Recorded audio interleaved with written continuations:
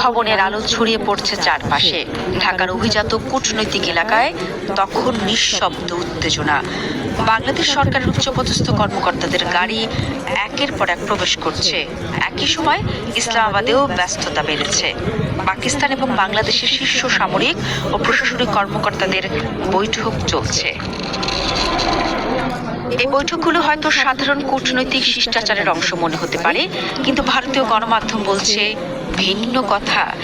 ভারতীয় মিডিয়া সরাসরি প্রশ্ন তুলেছে, কেন ঢাকার সঙ্গে পাকিস্তানের সম্পর্ক এত দ্রুত উষ্ণ হয়ে উঠছে? এই নতুন পরিস্থিতির পেছনে যে একটা ঘটনা আছে তা অস্বীকার করার উপায় নেই।